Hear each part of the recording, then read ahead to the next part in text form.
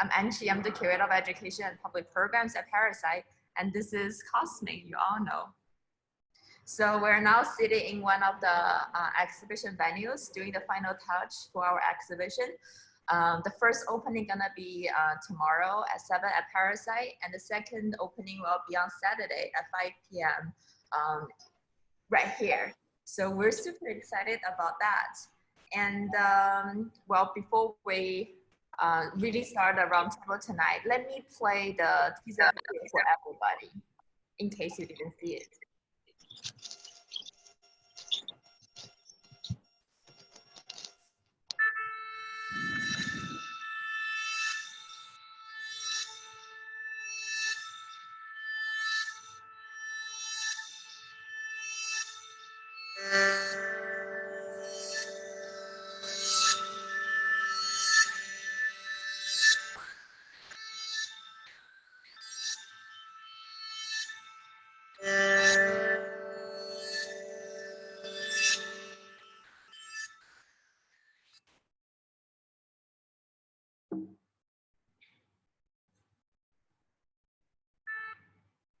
So we're definitely super happy and grateful to have everybody here tonight, because we usually have this roundtable, you know, like informal roundtable on site before every exhibition opening.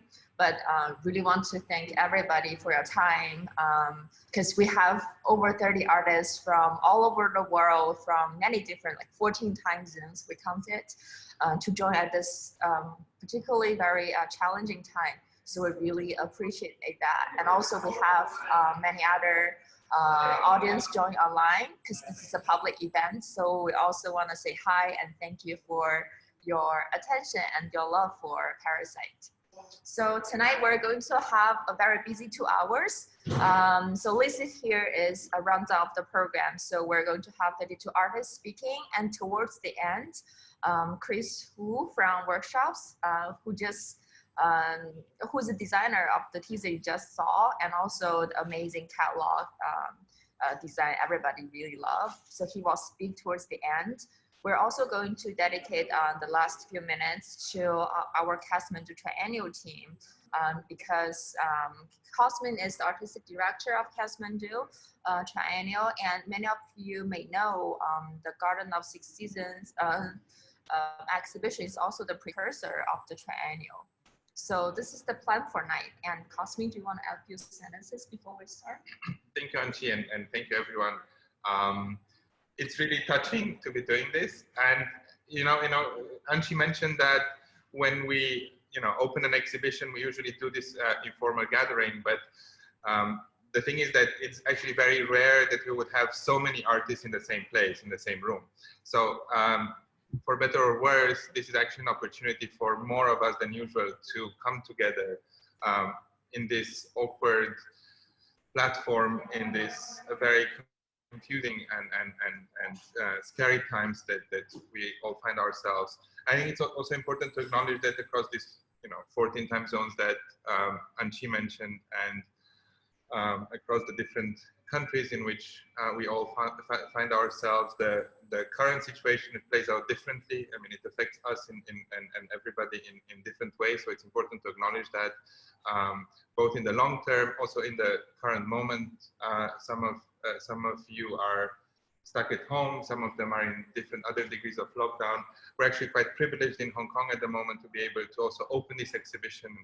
We're doing it because it's possible, because it's also seen, I think, generally as something that is positive for the community. In other places this is not possible. In other places this would be completely irresponsible, of course, particularly in the US, to do something like this at the moment. So I think it's important to acknowledge that as well.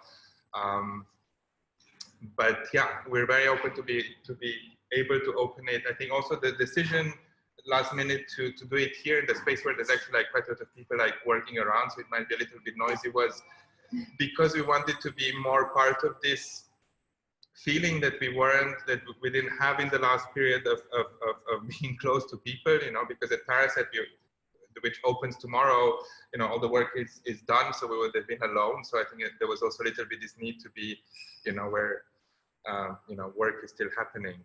I think for tonight, because indeed there's a lot of us, so it would be great for all of us to get to know each other, to see each other, to hear each other a little bit. It will be very challenging to have a really in-depth conversation. We're hoping to, well, on one hand, the exhibition really does that, I think so, very compellingly.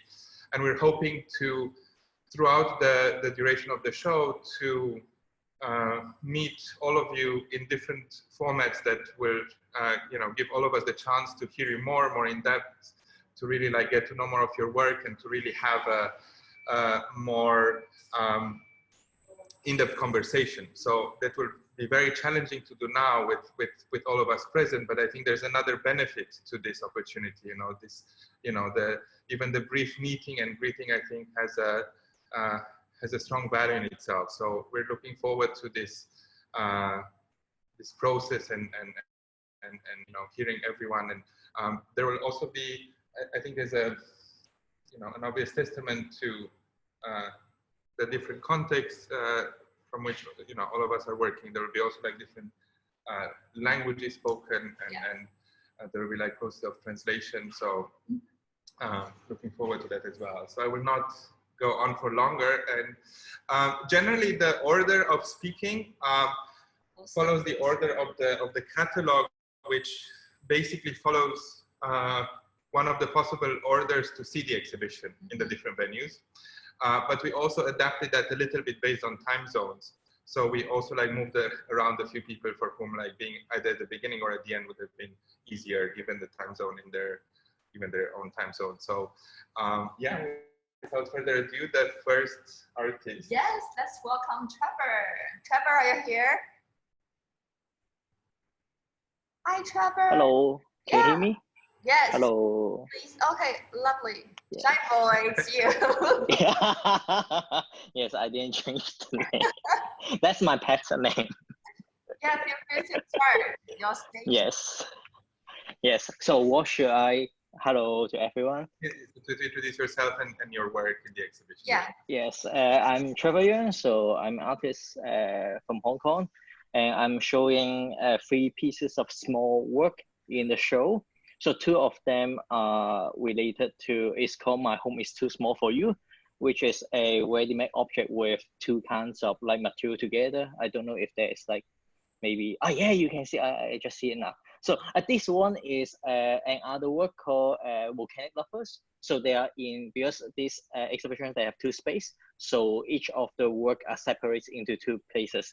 And this one is called Volcanic Lover 3. So actually they are using 2 different kinds of material that we always use for aquarium. So the volcanic rock that you can see purplish red color, it actually is a big piece of stone, and I sculpted a scholar stone. So actually it's the whole piece. I don't know if you have another image of this work. It's one image. Just one, sorry. Yes, so this is a close-up of that work. So it's the hidden at the center of the work that have another is a coil bones in the center of it. So actually there are 2 very similar texture when you touch it or when you put it in the aquarium. However, these 2 aquarium is totally different aquarium setting, because normally one is for acidic water, some freshwater fish, and another one is more for alkaline water. But in this work, because they are super similar, and I put them together, they look like they are a coil that used to grow on this kind of rock. And there's another 2 work is called My Home is Too Small for You. So which is a work that is the base. They have 2 parts of the component. One is a pot lake that I find in Italy. It's a terracotta that they use to lift up the pots in the garden, preventing too much water or preventing the worms to go inside the soil. But there's a kind of weird story between myself and my mom, because I get from my trip to back home and put at home, and my mom said that because of it's a bad feng shui, because it's a lion, a lion figure, and my home is quite small, and also they think that as a lion is a big power. So she said that you cannot put this at our home, and you have to put it in other places, or you whatever, you just put it in my studio. And I feel stupid No, I mean, I feel it's a little bit like weird. Like this is a decoration that originally to put in a garden, but I put at home and it's a problems. So and other components is a little figurine that you put in a small bonsai tree. It's a kid that is reading a book, but with a very like cute posture. And then I just put it together, and there are three kinds of like little children to holding up the lion together. So I think I just like describe the work itself, but I think you can see the picture afterward. Yes, do you see that? Yes. And there's also one piece of work that I just made new. So which is because that work was like a few years ago, but when Cosman invites me for this exhibition, I got another work that, because normally for potluck they have like 3 sets. So in 2 years ago, I made the first one. And because of this exhibition, I used another potluck to make another work. So it's going to show 2 of them in the same show. And today I went to see the site, and I think Cosman did a good job that they try to put more like connection with that 2 works together. And I think I speak enough already. So let's pass it to another artist. Sorry for like this. No, it's fine. 2 minutes. But thank you so much for sharing, Shepard. Yes. Shall we go to the next one? We actually have Citra online, right? But we have a really nice video. Yeah, Citra is with us, but she. Do you want to wave? Yes. So this is a really beautiful installation that's gonna be on the ground floor of Parasite. Also smells really nice, right? So we're going to play a video by Citra. Hello everyone, my name is Citra Sasmita. I'm artist from Indonesia and based in Bali. I present my second series of Timur Merah project, the Is Red project, titled Harbor of Restless Spirit in Garden of 6 Seasons. Timur Merah project is my long-term project that want to trace about the Indonesian archipelago canonical text and old narration that in some studies still accommodates the interests of colonial politics and the feudal. These narratives are spread and commodified massively, and that's affect our perspective on social system and our ritual, especially in Bali. And that makes our old narration that we should inherit from our ancestor through oral tradition become marginalized and forgotten. What I'm trying to do is to make the contra-narration to this canonical text, and want to bring up the narratives that have not been recorded in our history, such as the important role of women and then the lives of ordinary people. Harbor of Restless Spirit, also a representation of Balinese old poetry that written in 14th century, and it talks about seasons and our old knowledge in relation with nature before we know the Gregorian calendar. I also present my cultural memory, such as aroma of the spices and our sacred art expression that manifests in our ritual, such as the painting on the cow leather.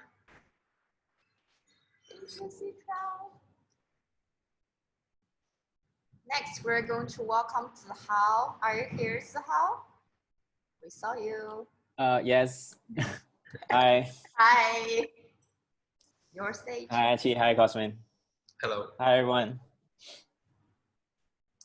All right. For this particular project, which is basically a slideshow, it's called Makara Notes on Recalcitrant Folds. I'm interested in tracing the transregional and transoceanic connection of an imaginary that has undergone a prolonged process of localization in Asia and beyond. So the subject matter is a mythical composite creature called Makara. And by itself, because it's a composite creature, it's a nexus of connections already. Usually it has an elephant trunk, a crocodilian body. Sometimes it is equipped with wings. Its body morphs into a fish tail or a peacock tail, and it terminates in volutes. I believe you can see the image on the right. That's Makara. So as an iconography, it's widespread throughout Asia. In Hindu cosmology, Makara is actually an equivalent of Capricorn. In India, you can find Makaras decorating the column bases or lintels. In Mughal India, Makaras embellish powder flasks or cannons. In Nepal, I believe it's decorating the water spouts, which are otherwise called the hitimangas. And across the Indian Ocean, in Southeast Asia, Makaras can also be found in religious monuments. In Thailand, for instance, the creatures usually found on balustrades. They extrude different animals. Sometimes you can even see a Makara extruding another Makara, which in turn extrudes yet another Makara, especially in Chiang Mai. Even in East Asia, you have Sachi Hoko, you have Yulong, you have Moth, and these are usually, they can be found on Buddhist temple ridges. They are representative of the water element. And in the past, they were thought of as a symbolic protection against temple fire. And the presentation is also not limited to the iconography of the past. So in modern times, in post-colonial Singapore, especially, the well-known Merlion monument is actually a resuscitated Makara. So the presentation, I believe it's in the resource room, it's divided into 6 parts, and each of which looks into how Makara is translated into different registers that befit specific locales. And it's hoped that the audience will enjoy the collection of artifacts, the photos, and hopefully by spotlighting this ordinary but yet little noticed creature, one is able to sense how the unlikeliest affinities often hold the key to our commons.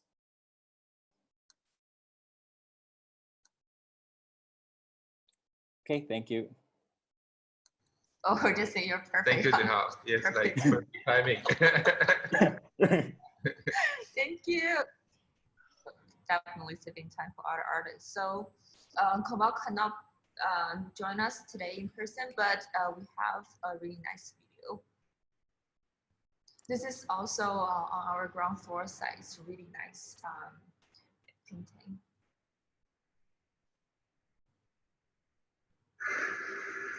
नमस्ते, हमारा नाम कोमल कुमार है। हम Janakpur side के निवासी छी। हम एगो मिथिला के आर्टिस्ट छी। हमर ससुराल जनकपुर में है। हमर मायके इंडिया में मिथिला पेंटिंग के ट्रेनिंग मधुबनी में छी। बीते 2 वर्ष से हम नारी विकास केंद्र में मिथिला कलाकार के रूप में काम कर रहे छी। मिथिला पेंटिंग के ट्रेनिंग डिजाइनिंग हम बहुत दिन से देख आ रहल छी, बहुत दिन से करै छी। इन सब काज करे में हमरा बहुत प्रसन्नता मिली है, बहुत बढ़िया लगे है। अभी लॉकडाउन के वजह से, वायरस के वजह से सब काज से बहुत प्रभावित हुए हैं। हम सब के काज बहुत प्रभावित है। अभी समस्या कितने दिन तक चलते एक पूरी बात नहीं किया है। ये सब के चलते हम सब बहुत परेशान छी। ये सब के समस्या के समाधान कहिया हुए केना हुए से आप समय बताएं। So we actually have several more videos, produced in artists' indigenous language, but we add subtitles. So if it's too small for you guys, if you're using a phone, remember to tilt it, it will be bigger. So next, let's welcome Hao Liang. So Hao Liang will do his presentation in Chinese, and I will do English translation after his presentation. Hao Liang, are you here? 哎，你好，你好，你好。 Hello. 谁开始？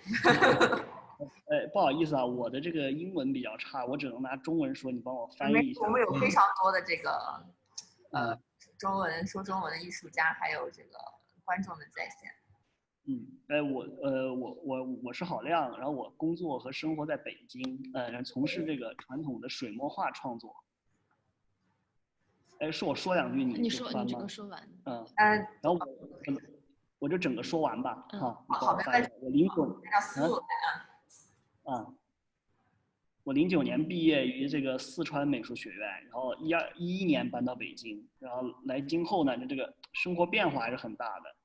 然后相较这个美院的这个生活周遭一切这个变化是剧烈的。从小到大也没有过这样的这个感受。然后那个肯定内心是焦躁不安的，当时面对这个不断提速的这个中国社会，也会有那种矛盾感。14年夏，然后开始构思画这个长卷，水火不容，想把那几年的那个焦虑和预感都绘制出来，让作品呢历时1年，然后15年春天完成。当时呢自身绘画能力有限，工作比较吃力，前半卷关于水的内容也反攻过。水火不容呢，这个全卷长15米，以中国传统手卷形式为依托，铺陈叙事。画卷中心是以这个水火交汇处，天崩地裂，动物那个惊慌躲闪，风景以此为中心呢，形成了这个两极的镜像。从右至左依次为这个灾难的征兆，水漫山川，水火交汇，冰火两重天，骷髅幻象与火烧云。当时绘制此卷呢，想记录下自己的思虑，这古今中西制度，自身与现实，这太多这个不安与矛盾，这犹如明代来华的这个意大利传教士利玛窦当时写下的那个可怕词句。当时他是描述中国人及虫兽，兽虫焚烧无遗，树木山石俱化灰烬，沈现于地。5年过去，现实中现在发生的这种事情，就是给全人类其实带来的这个挑战和思考，然后其实好像跟我这个画上的一些预感有些重合。谢谢。Thank you. Oh, I just unmuted myself. My name is Hao Liang. I live and work in Beijing, focusing on creating and researching traditional ink painting. In 2009, I graduated from Sichuan Academy of Fine Arts in Chongqing and moved to Beijing in 2011. After settling in Beijing, my life has changed a lot. Compared with the quiet life at the Academy of Fine Arts, everything around me changed drastically, which I had never experienced before. A sense of restlessness emerged spontaneously. At the time, there was also a sense of contradiction as I was experiencing accelerating development in society of China. In the summer of 2014, I began to work on a long hand scroll painting, Fire and Water. So in the screen, share screen here is actually one really long piece, which is divided into 3 sections. Oh, where am I? Thank you. Trying to draw all the anxieties and predictions of those years. The work took me nearly a year and was complete in the spring of 2015. My painting skills were limited at the time, so it was quite a challenge, but I had to rework the water-related contents in the first half of the painting. The total length of Fire and Water is 15 meters. It is based on the form of traditional Chinese hand scroll, and the work lays out the narratives. The center of the picture is where the water and the fire meet. The sky is broken and the earth fractured, and the animals flee in panic. From here, the landscape is divided into 2 opposite images, starting from the right and progressing towards the left. There are signs of disaster, flooding of mountains and rivers, confluence of water and fire, 2 worlds of ice and fire, and the illusion of skulls and burning clouds. When I was painting this hand scroll, I wanted to document my thoughts, such as on the ancient and the modern, Chinese and the Western, anarchy and the system, ego or reality. There are too many insecurities and ambivalence. It's like what the Italian missionary Matteo Ricci, who came to China in the Ming Destiny, had written. Humans, beasts, and insects were all burned to the ground. Trees, mountains, and rocks were all turned to ashes, sinking into the ground. And 5 years have passed. What is happening in reality seems to be developing in a way just like this. Thank you, 谢谢郝亮。谢谢郝亮。好，下面让我们欢迎I'm saying Chinese. Let's welcome Brittany. Hello. Thank you. Hi. It's amazing to be with you all. I wish I could be with you guys in person. Thanks for having me. It's a brilliant group of makers. My name is Brittany Leanne Williams. I'm in right now Chicago, but my work references homes or sites that I've lived in throughout California. So I pulled from sites throughout California that I associate with home. My grandmother's garden comes up a lot in my work. The Mojave Desert or Victorville, California is another site. And so I kind of construct these surreal landscapes and place this red-black body in these artificial artificially constructed spaces. The red bodies that carry the Black experience are kind of in this contorted or bent pose that I like to believe articulates maybe the woman's misshaped experience. The woman bends to pick up her child. She bends in tiredness, bends in work, bends in prayer. And so I'm interested in this contorted pose, revealing the psychological state unseen. The surreal landscapes that I construct, I have these emotional associations with these sites. So aspects of my grandmother's garden that I associate with relief or rest, or I often like think about what is the emotional, what is the, like if grief was a place, what would the terrain or what would the makeup of that site be? What would be the temperature of that space? And that's how I can construct these landscapes. Yeah, sorry, that was like a mishmash, but that's kind of, I'm trying to keep it quick. So that's my work. Thanks for having me. Thank you. Thank you, Brittany. Thank you. Do we have Ashmina? Ashmina? Are you here, Ashmina? Yes, it's there. Hi. Hello. Hi. Hi. Hi, Ashmina. Hello. Hi, how are you? Namaste, everyone. It's really pleasure to be here with you all, and it's just, it's a really wonderful opportunity, and thank you very much for making all of us as part of this. It's brilliant, and this is the time we really needed to be together as such, So I'm Ashmina, based in Kathmandu, and the work, what is presented there, it was created really long ago, 20 years ago in 2000.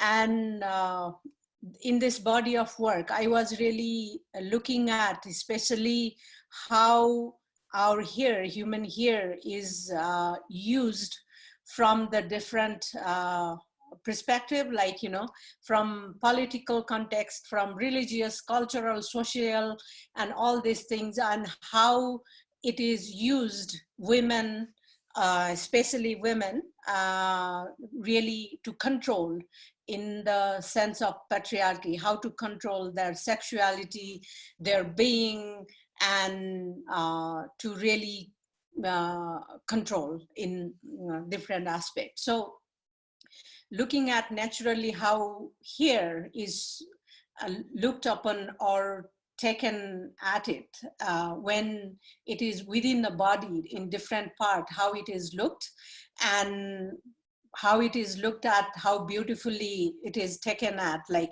most precious thing. But as soon as it detaches from the body, then it is the most filthiest thing. The way it is taken it. And also the main part is like within the symbolically and otherwise, how the hair is looked and used to control women's sexuality. And I was really working from that context, and I used different mediums. And of course, 3 of the drawings are will be on the show, but otherwise there are many other mediums and things I used, and I have been working that for a really long time.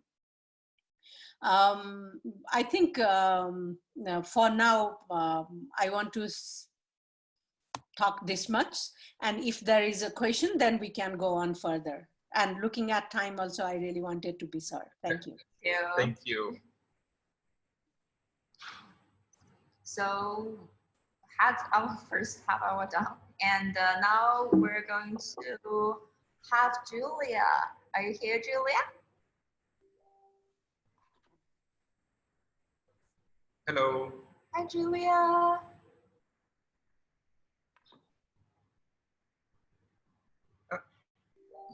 Julia's not joining the moment, maybe you can come back later.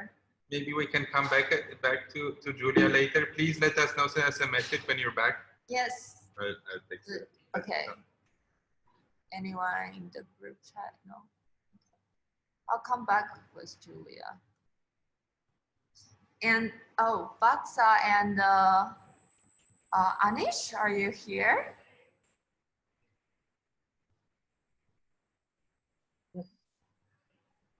Oh my God. So cool.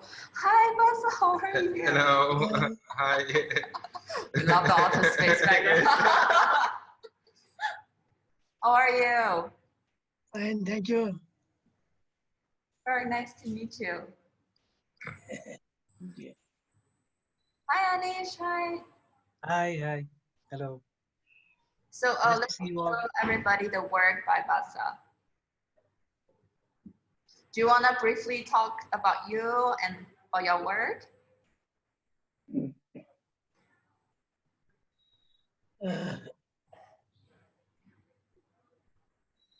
I am actually from Nepal.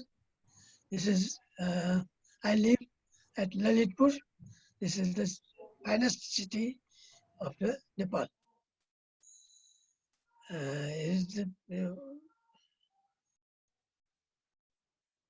In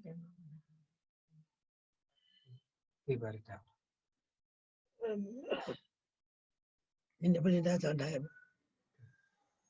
so he'll be speaking in Nepali and I'll be translating.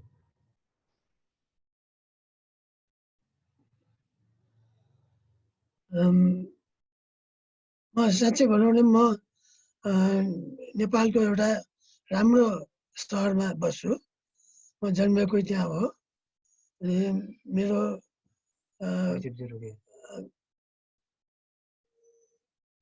सहर यस्तो छ कि एकदम artful छ एकदम naturally culturally Yeah, so he's saying that he's from a beautiful city of Lalitpur. So there are so many cultural and natural heritages over here. So he's proud to be living here.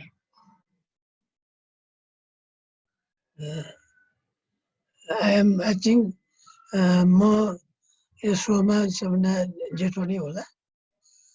Maybe he's the oldest among all of us from here. मेरो चित्र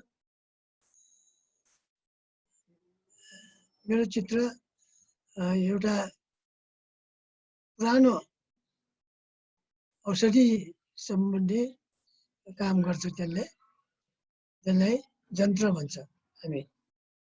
So this particular painting is from an old practice called jantra. So it's kind of it is used by the old doctors called Vaidyas in the city of Kathmandu to actually heal someone. So it's used as a medicine. These symbols are used as medicine. मेरो जम्मा सायद 4 वटा छ होला 4 वटामा जम्मै medicine जन्तरै हो जुन कि एउटा यो दुईटा चाहिँ इम्बोस पेपरमा इम्बोस छ दुईटा चाहिँ एक्रिलिक पेन्टिङ छ. I have 4 paintings in all. So all based on the same theme of medicine yantra and jantra actually. So so 2 of them are in the medium of emboss and 2 of them are in acrylic on canvas.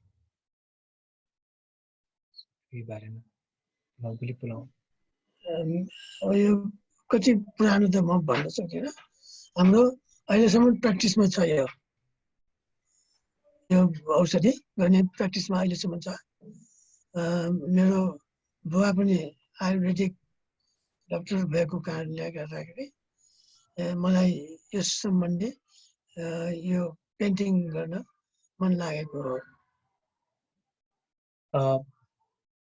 He doesn't know actually how old the practice of this kind of medicine is, but says that it still is.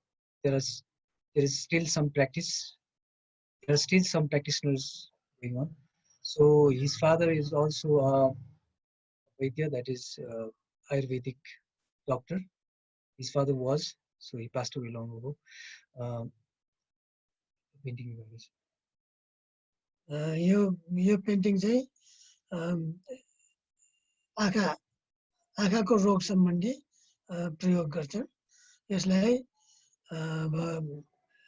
कुनै भोजपत्र अथवा कुनै नेपाली कागजमा drawing गरेर अनि त्यसको मसानमा लगेर यसको पूजाआजा गरेर त्यहाँको माटोमा राखेर अनि यसलाई पुरिया बाँधेर अनि हामी जन्त्र बाँध्छौँ yes घाँटीमा. This is something, this is a symbol that is used to heal some disease of the eyes, and there's a kind of procedure to use this.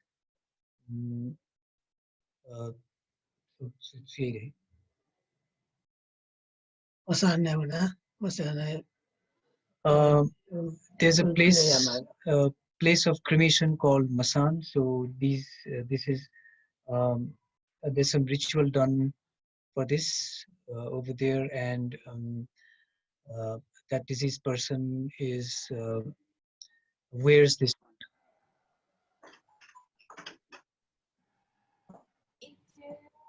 Thank you so much. Thank you. We're recording the video and going to, put everything online later. So thank you so much for joining us. Thank you very much. Yeah, these paintings are very old. Maybe it's 1971 or 72. Yeah. Okay, thank you. Thank you. Thank you. So happy to see you. Sharon Awe, bienvenido. ¿Estás acá? We lost them a little bit before, but yeah. Hello.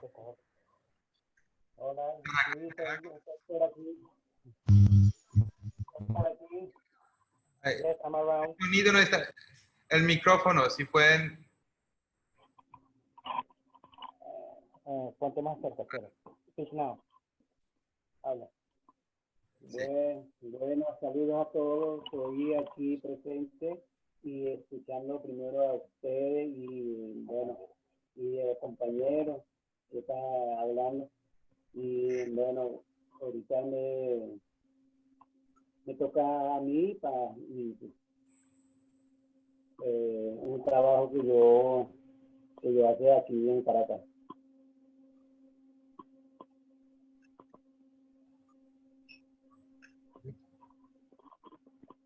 He said he's happy to be here and he was listening all the fellow artists. He's back to the meeting after a little disconnection. You can play the video when you want. Yes, we're going to play it now. Muchísimas gracias.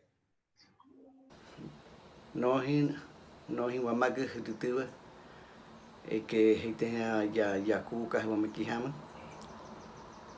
Kami yariku shorana hakihi wanyawaha y shorana ya kubroma miha yariku no mi yat maha po tapo uri no kami no mi yamakreku yamak peheri mi yamak peheri ku amiha no no banu takai mu behe y huritu amata mu behe y Yamakare wayoi isom tenoko mikua yamak kahigano kua yamakre perhui yamak peheri mi no yamakre kui ntonoa ya puhi ku kami huritua wa maki ham I ka wa maki ya puhi ke ku we ya ke ni we na bakahi kami ya ro tamo we huritua ya per thai we kami ya uri hi ham ya makre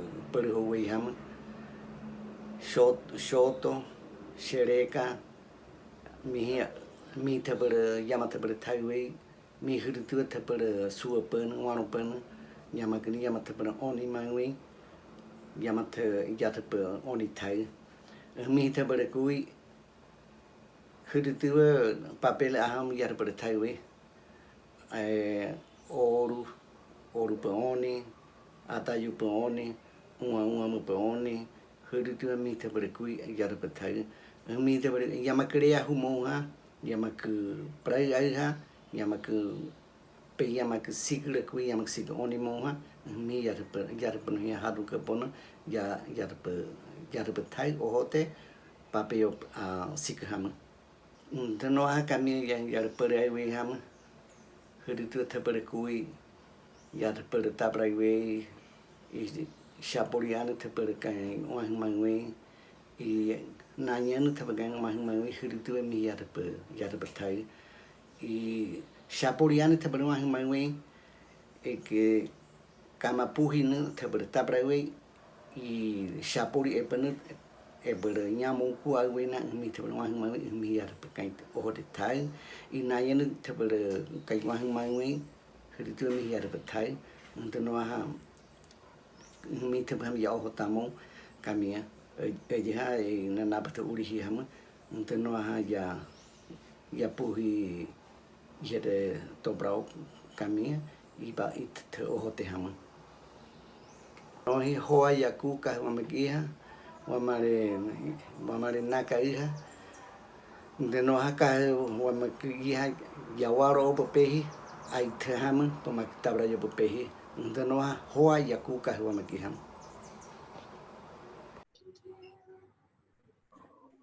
Thank you. Thank you. Thank you. Gracias. Gracias, muchísimas gracias. Now let's welcome Wayne. Are you here, Wayne? Hi, I'm here. Can you hear me? Hi. Hi, everyone. Nice to meet you. My works are related to my experience and memories growing up in my parents' Chinese medicine shop. I use Chinese herbal medicine as materials in my medium to large scale sculptures.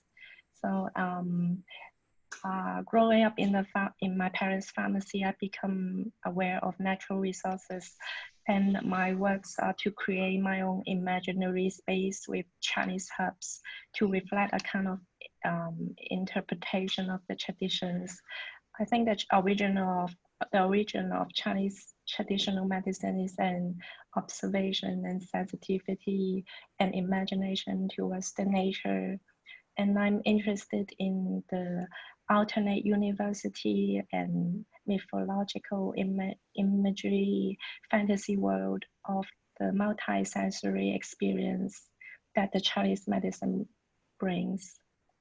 I'm also interested in to blurry the boundaries between the human world and the natural world. So in this exhibition, I'm showing altogether 6 pieces of works, and one of them new made, which is a piece of tea that I'm writing a letter with the color variations of broadleaf tea. I don't want to get into details of all the works, so I think that's it. Nice to meet you all again. Thank you. Thank you.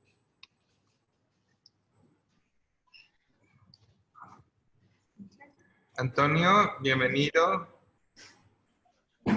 Antonio.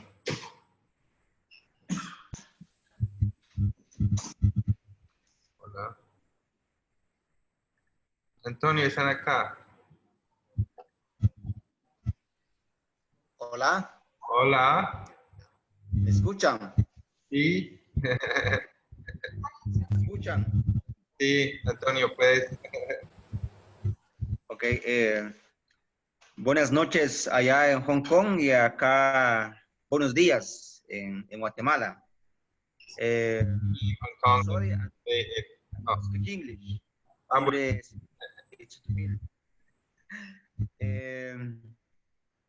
Saludos a todos. Les mando un saludo desde acá en Guatemala, frente al lago Atitlán, en San Pedro de la Laguna. Yo vivo y trabajo en San Pedro de la Laguna, ubicada en el suroeste del lago de Atitlán. Pertenece a la etnia maya sutuil. Soy sutuil de origen. Mi trabajo se relaciona a mi contexto cultural, a la cosmovisión maya, como el calendario maya, las ceremonias, el textil. Entonces, mi trabajo siempre, últimamente trabajo mucho con el textil, las piedras, siempre con mi contexto cultural, porque de eso me alimento con mis pensamientos. Es mi parte que me transforma, es la parte donde yo trabajo desde comunidad, porque vivo en un pueblo y eso me hace parte a mí, que a través de esa vivencia cultural, partiendo como el idioma, que es el sutuil, como un canal colectivo para trabajar mi obra y mi caso personal, mi trabajo, como en la pantalla que miramos, es una obra que se llama Nudo. Generalmente mi trabajo, en mis colores utilizo el color rojo, el color amarillo, el blanco y el negro, que son colores del maíz, que es un elemento primordial en nuestra vida y en la cultura maya. Entonces hago como reverencia a esos 4 colores del maíz, pero también utilizo un gris, que utilizo por cuestiones de estética y de composición, o sea que no significa nada, ¿verdad?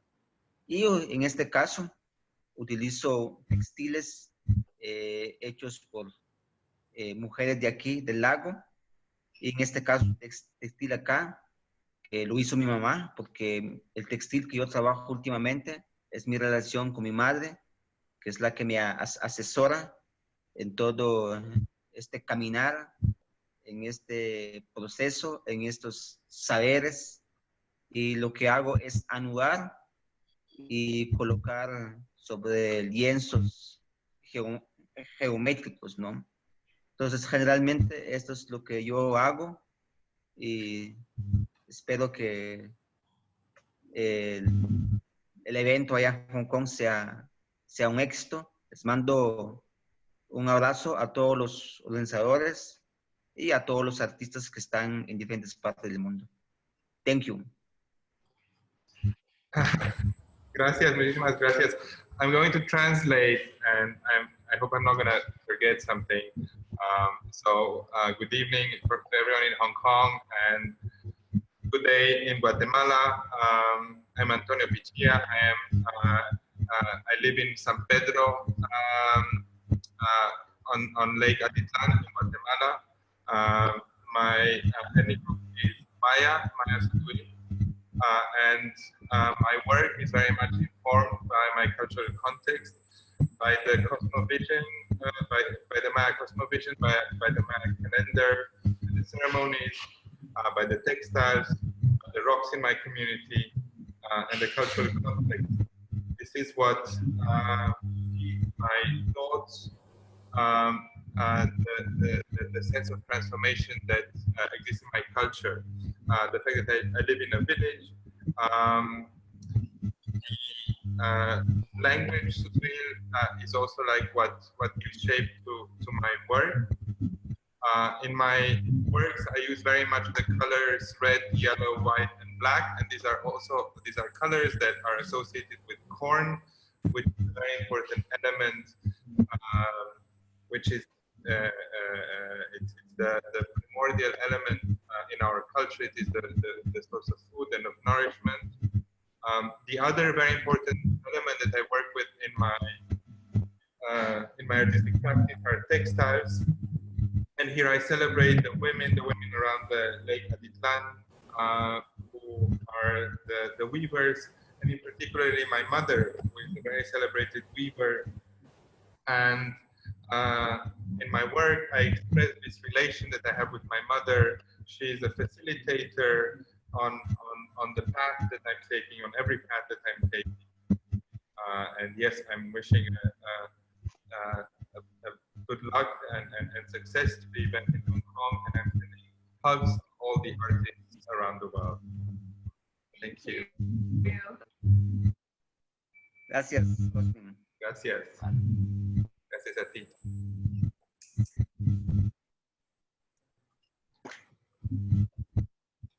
Patricio? Can you hear me? Yes, we can. Hi. Hi, everyone. Nice to meet everyone. And thank you, Angie and Cosmin, for hosting this. It's great to be connected with so many people at the same time after so many days on my own in the studio. And what I'm showing in the exhibition is a new painting titled The Ethiopian Leg.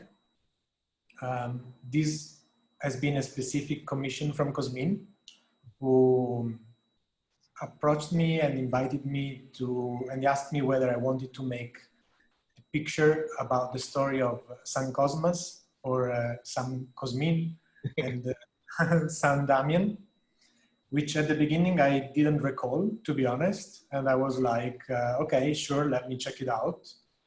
But then immediately when I saw references, I remembered to have seen previous depictions of this biblical story.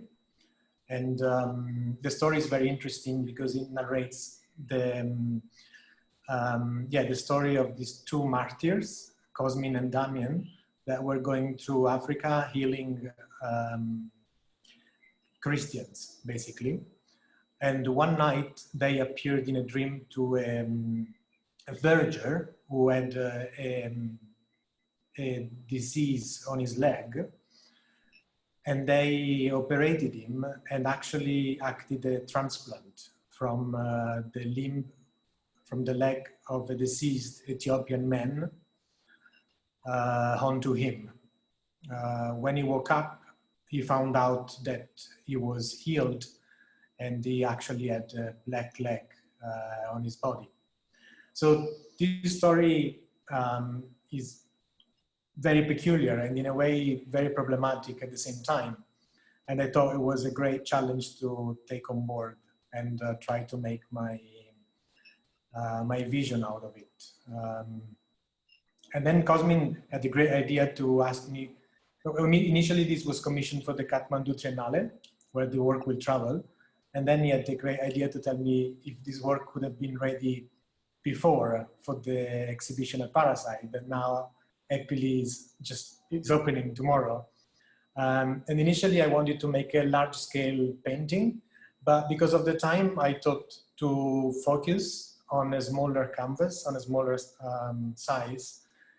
And I think this also kind of converged to make the work interesting to me, because it's actually a focus on the act of the operation, and whether it's a miracle or not, this is for posterity to decide.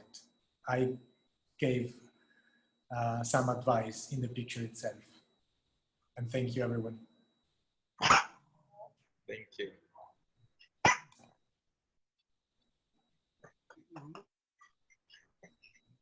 Is Uriel here? Uriel, are you still there? Earlier. Sorry, I didn't unmute myself. Here we go. Hi. Hi, can you hear me? Yes, clearly. Great. It's great to be here with everyone. Thank you for organizing this, and I'm really excited to also seeing everyone's work and the relationship between works, and yeah, and I look forward to seeing more installation shots. My name is Ariel Orlov. I'm based between London and Lisbon. And I guess a lot of my work recently has been thinking about plants as actors and witnesses in history and politics. So thinking of plants not just as something passive, but also in a sense as active agents. And a lot of that also had to do with contemporary entanglements between Europe and its former colonies.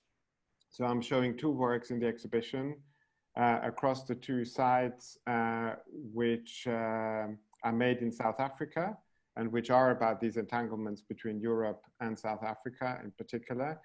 And the image that you see here is from the film The Crown Against Mafavuke, which is a film that is based on a real-life court case from 1940, where a traditional South African healer, Mafavuke Nkobo, was accused by the white local medical establishment of untraditional behavior, of not sticking to his tradition and using European ingredients, European plants, or plants that the Europeans had brought to South Africa, some of them actually from Mexico and other places.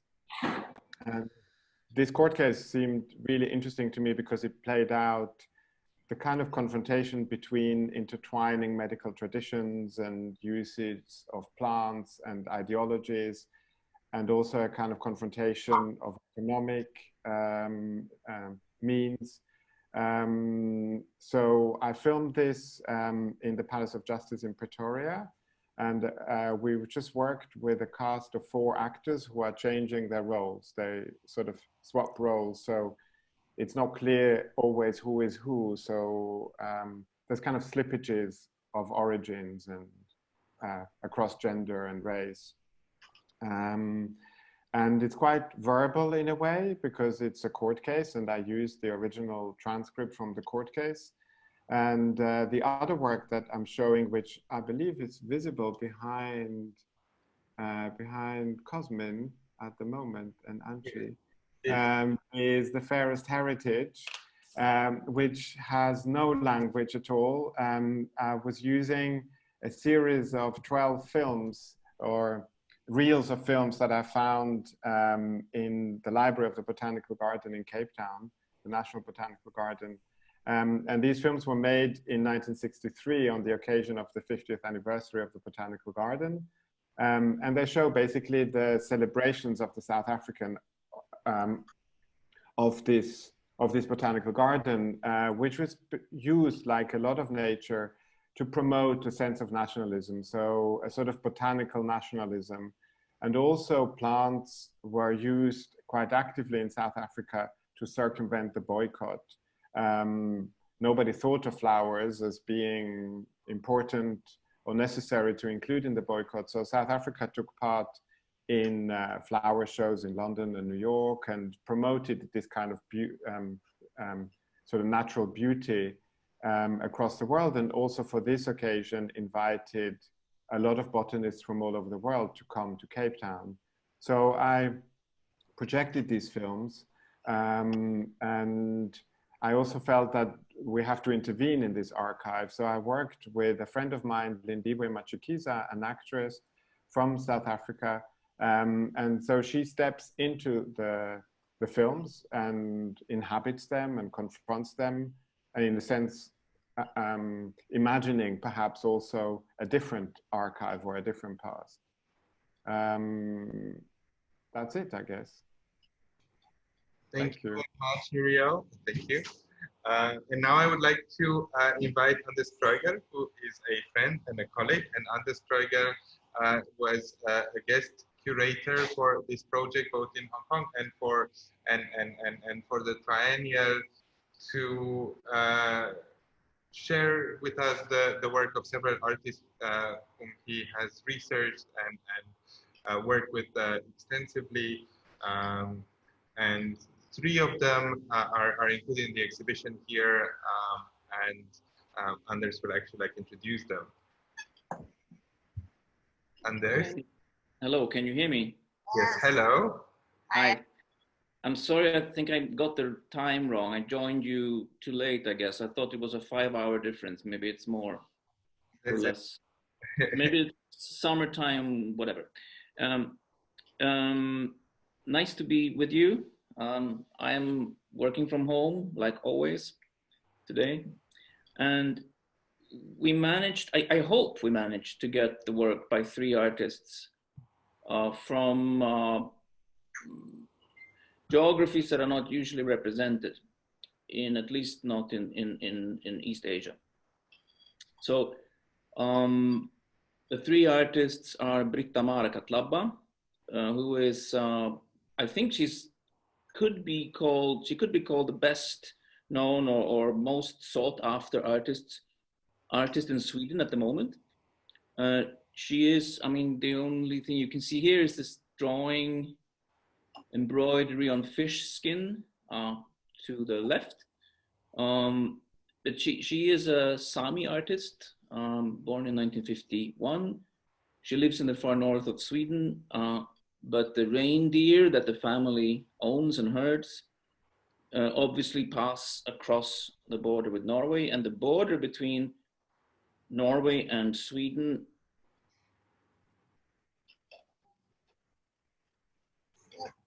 No.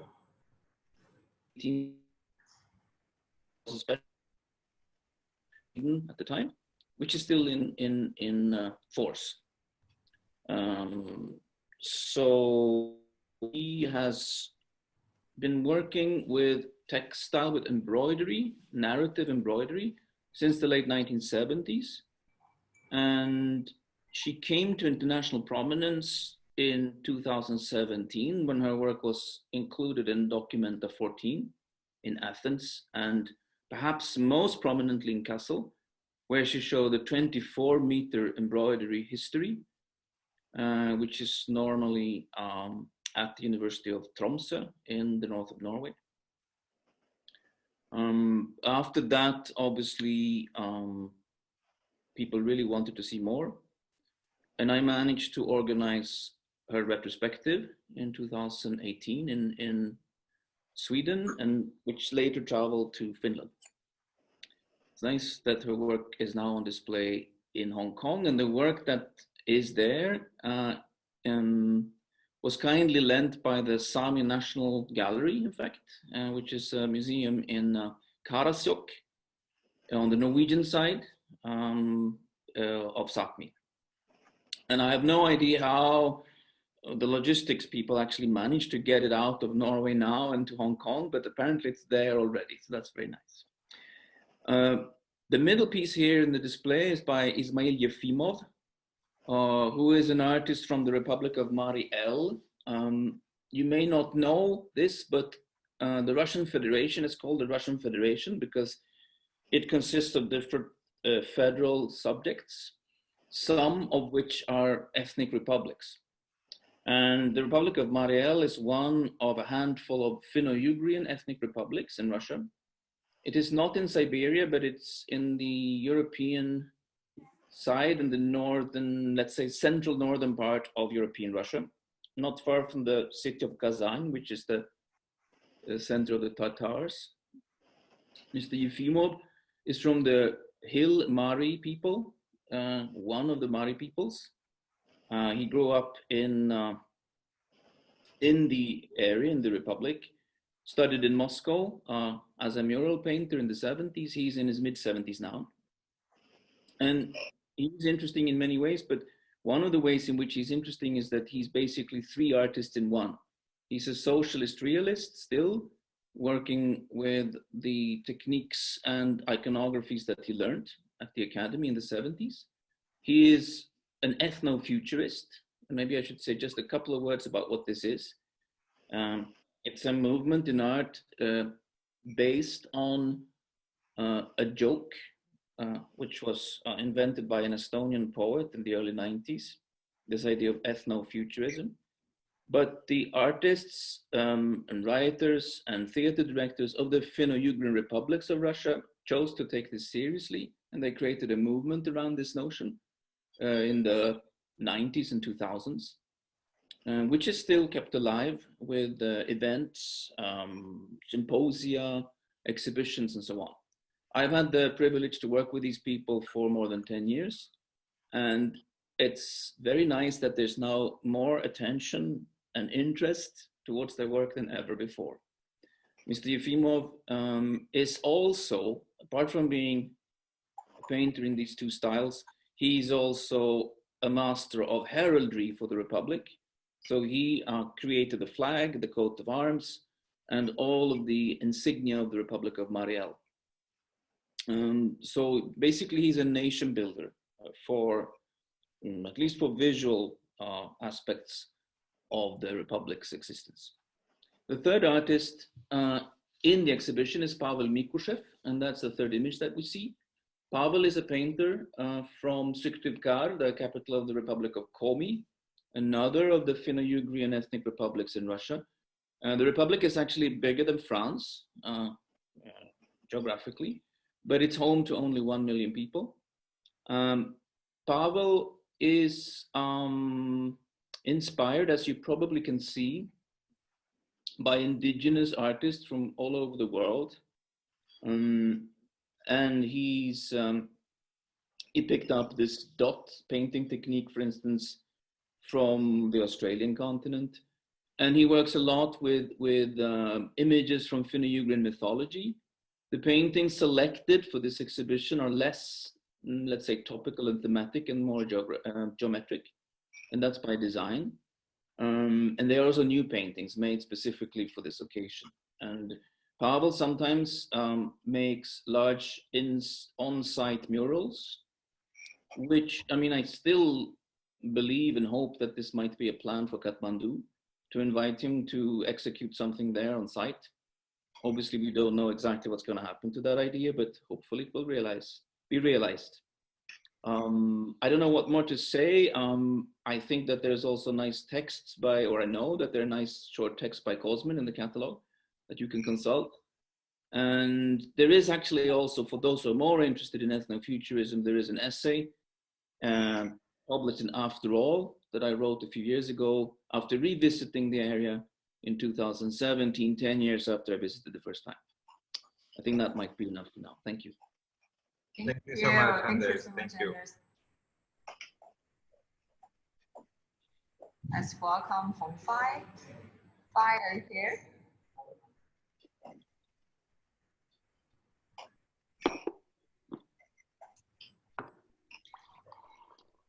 Hello. Hi, Fai.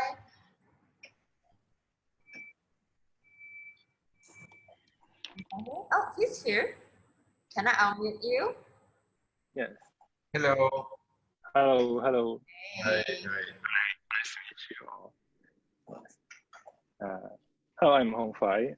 I'm from Hong Kong. Hello? Hello? Maybe you want to turn your video on? Yeah. Can you hear me? Yeah, we can hear you, but we can't see you. Oh, yes. Can you see me now? Yes. Oh, hi. I'm Hong Fai. I'm from Hong Kong. I was come from a traditional artist family. My father is a traditional landscape painter. So when I was young, I tend to want to have my own voice. So I tend to escape from him, and I draw a lot of portraits about my mother. But I was, as I growing old, I tend to, I want to have a work that describe our relationship with my mother and me, so that I want to invite her to join a cooperation project. So I invite my mother to use strand paper to fold a paper sheet as a carrier of her childhood impressions, of her childhood memory. I know she is born in Indonesia, and she took a long boat trip and the whole family moved back to China. So I flattened the paper sheet she folded. It's about 6 feet long. It's like I could lay on it. And then I placed the ship on layers of sand paper.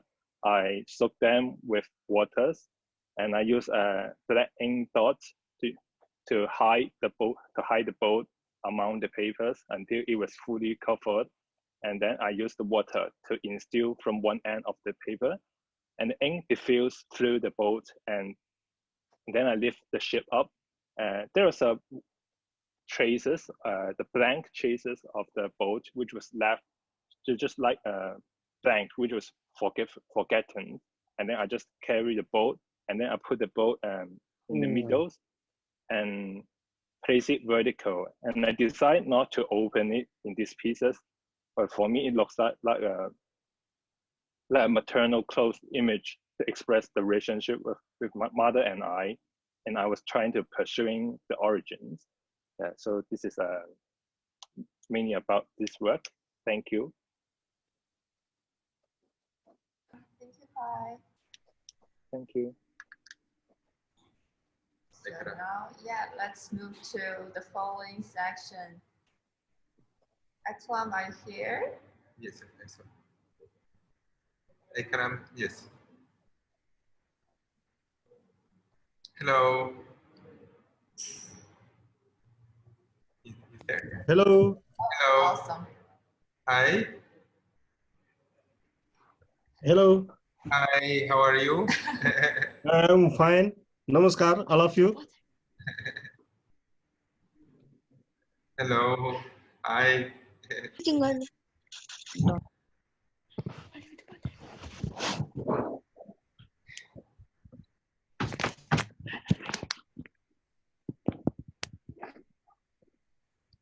Yeah, feel free to start. Hello.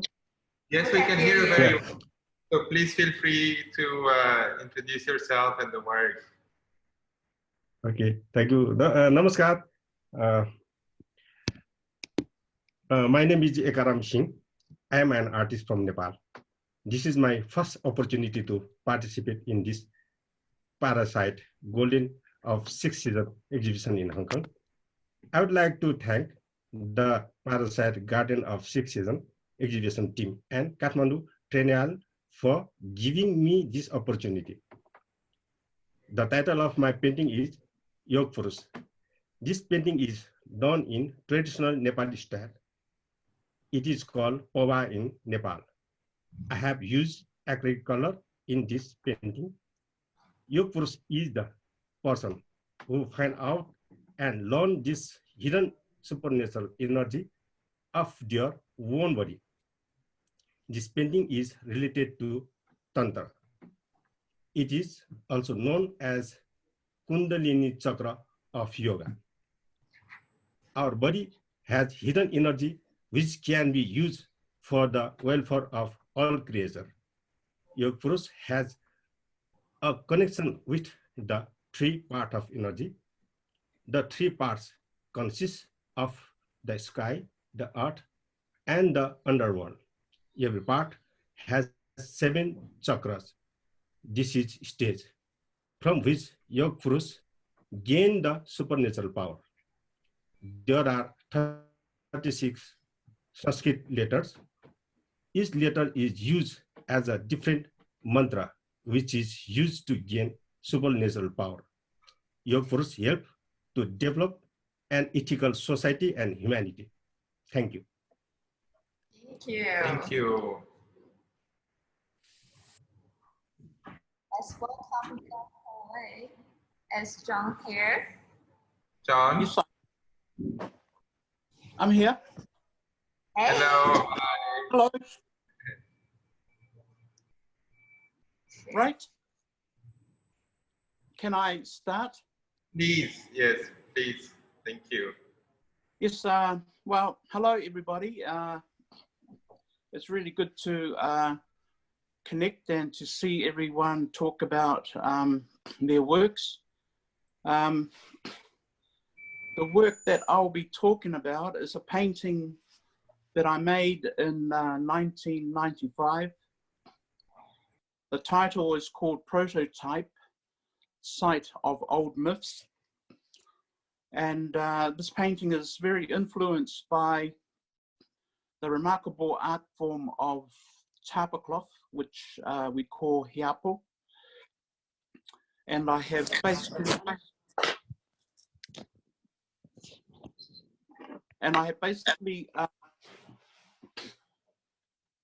followed the type of pigments and the colors that were used by the first painters of this type of Niue and Tapa in Niue.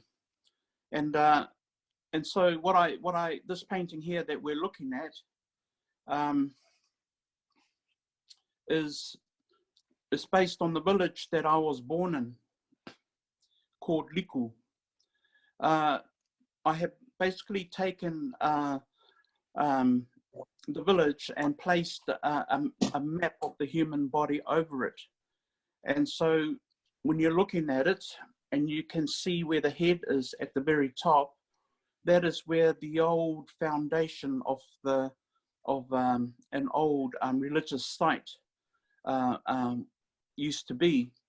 And then that was kind of cleared over, and now there is a modern a church building standing on it. And when you go further down, you will see that circular in the chest area. That is the area that my mother was born in. And if you go further down to the stomach area, you will see a fish inside a man's body. And this is the site that I was born in. And when you look at where the legs go down, they actually go down to the ocean. So the leg on the left goes down to one particular fishing site, and the leg on the right goes down to another site by the ocean that has significant stories to tell about the beginning of Miku. The patterns and the iconography in this painting is my own personal interpretation of this particular story, but also there's quite a few patterns and symbols in there that if you understand Pacific art making, you will see a lot of these symbols in tablecloth throughout the Pacific. Thank you. Thank you so much, John. Thank you, John. Thank you. Great. Prit, are you there? Hello. Hello. Hi. Hey, is this working? Yes, it's working. Hi. Hi everyone. It's so nice to meet you all and see everyone like through this. I'm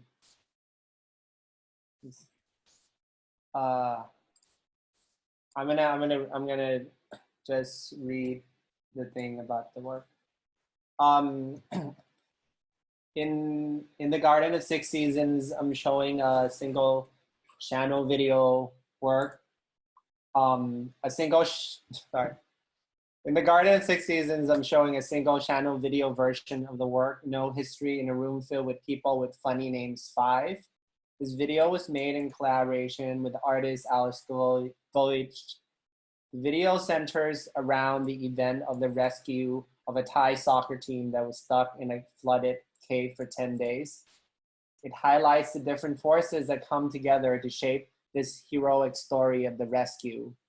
Forces like the King of Thailand, Elon Musk, the American capitalist, the Thai Army, the US Army, international news station, Christian missionaries, and different spiritual leaders of Thailand. The video looks at this event in relationship to the construction of modern Thai identity, which was during the Vietnam War in collaboration with American CIA, where similar forces mentioned before came together to create the national identity. One where its underlying message is about the omnipotent caretaker and the care receiver. There's a tradition in Thailand where monks project movies on the walls of temples for spirits to come watch and for the people to come watch a movie with the spirits. This enacts in an economical way a ritual where bodies of people gather together to be in communion with the spirit. The tradition itself was started by the interaction of the American soldiers in Thailand during the Vietnam War and the local villagers in the Northeast. Using the ghost cinema as a potential site where stories can possess people and form their realities, we try to imagine a new story that is one built out of the act of care instead of fear and control. Okay, yeah, I guess, is that 2 minutes? Yes, this is excellent. Thank you. I wish we could all be at the opening, but this is really nice. Hopefully see you guys, everyone, one day. We will somehow. Okay, somehow. Okay, take care. Thank you. Now we're going to have several artists presented in the format of a pre-recorded video. So starting from Monstera. She's one of the 4 Nepali artists we're working with. Yes.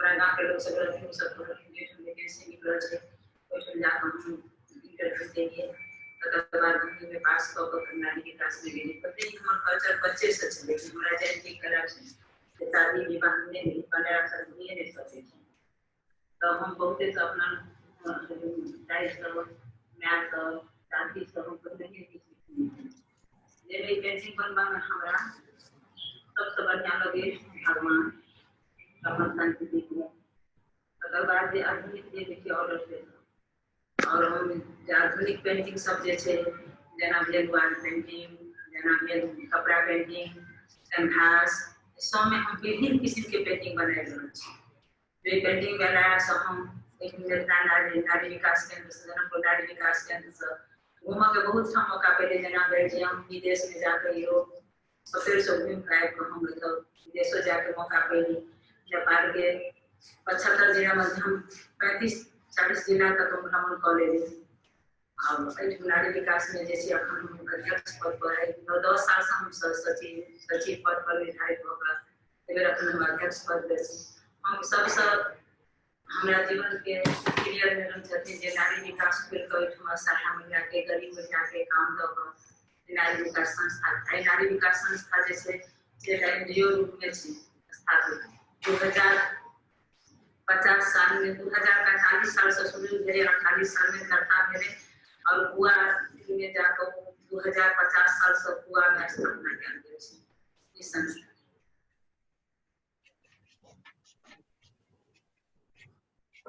Thank you.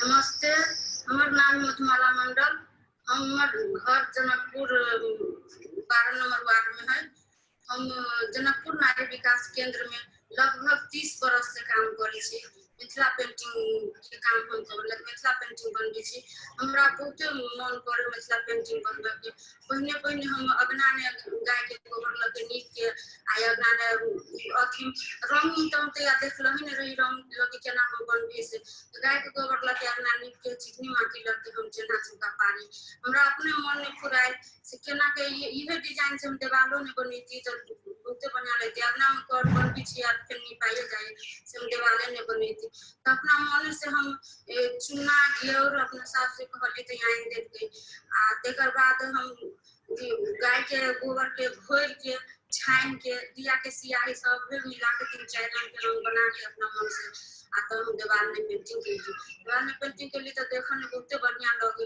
एगो विदेशी वाले America से वो photo खींच के लगे दुगो महिला वाले तो कहल की के मूर्ति बनाई ले तो कहल की मसाज करके हम दो बनाई ले तो कहल की काम करते से हमी के गांव में जनकपुर नारी विकास केंद्र खुजली है से में खाली महिला सब काज करी जहां अपना पुतों के जाय देवी में काम कर तो हम कहली हम लोग जाए से हमरा योगी है बनबो जॉब तो गेली तो में काम हमरा देलक तो हमरा काम कइली तो हमरा काम देख के बहुत लोग खुश भ गेल विदेशियों के मन खुश भ गेल सब खुश तेरी सब ने काम करे लगली धन्यवाद Oh, we actually have Monstera here.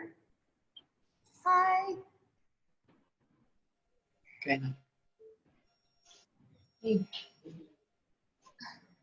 नमस्ते हमर नाम है मधुमाला मंडल हम जनकपुर 12 नंबर वार्ड हम लगभग 30 बरस से नारी विकास केंद्र काम करै छी मिथिला पेंटिंग करै छी हमरा पहले तो शुरू से हम पहले अगना में हम गाय के गोबर लके नीप के तब चिकनी माटी लके हम पेंटिंग करै छलिए अगना में एकर बाद हमरा अपना मन में बुझायल से हम पेंटिंग करै छी फेर नीपी छी तो अगना में निपाइए जाय छी इहे से देवाल में बनैती तो कते बढ़िया लगते तो हम उहे डिजाइन देवाल में बनेलिए तो हम तो रंग देखलहु नहीं रही कि हम रंग रहे से हम नहीं बुझले रही अपना सास से कहलिए माई हमरा ना एवराइन रूटीन के हम पेंटिंग करब हमर सास कहल कि ये बढ़िया से नहीं पड़ते से खाता ढवा हुआ नहीं तो सियाइन दियो एकर बाद लगले दिवाली पूजा हमरा सबके अले तो दिवाली पूजा में तो अपना अपना घर के ओहना हम सभे सजबी तो हम कहले हमर सास आइन देर के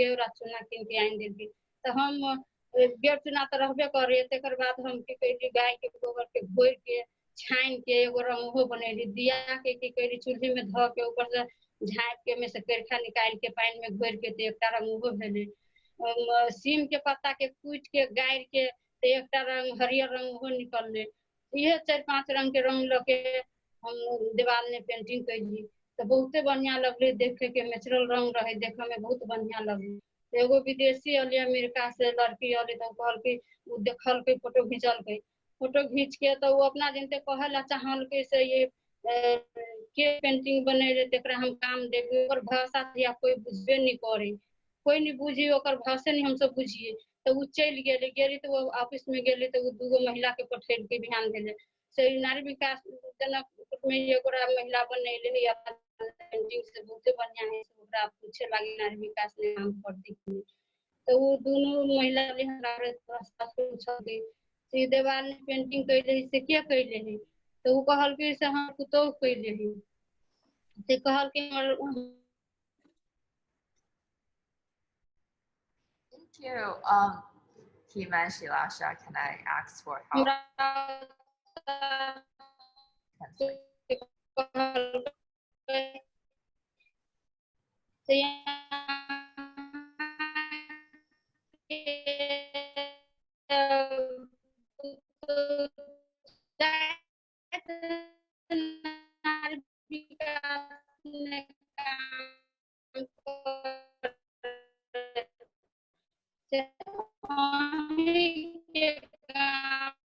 जनक कागज तो केना पेंटिंग बनेली कागज में तो बहुते बढ़िया पेंटिंग भेली बड़ नीक पेंटिंग भ गेली तो महिला सब रही सब देखल के सब के मन खुश भ गेले विदेशियों के मन खुशी भ गेले आ तेकर बाद कहल के से धन्यवाद बोलिए कहिए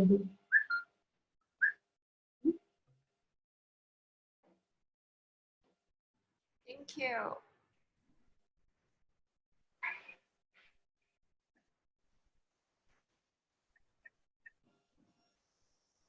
Shall we move?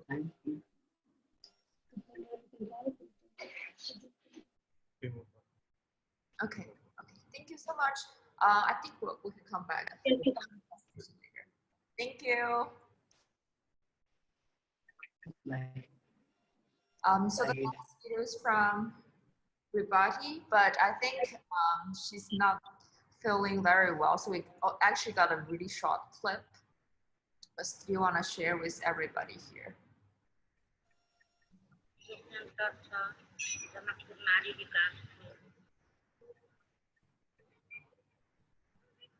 मेरो विचार छ धेरै राम्रो राम्रो पेन्टिङ हाम्रा विचार हुन्छ सानो सानोमा थियो धेरै सानो थियो नि रोडमा. So I think after this program, we're going to upload all of our 4 videos by artists from JWDC to our YouTube and other channels, so everybody can come back for the videos. Katerina Tiowa cannot join us today, but we also have a video sent from her.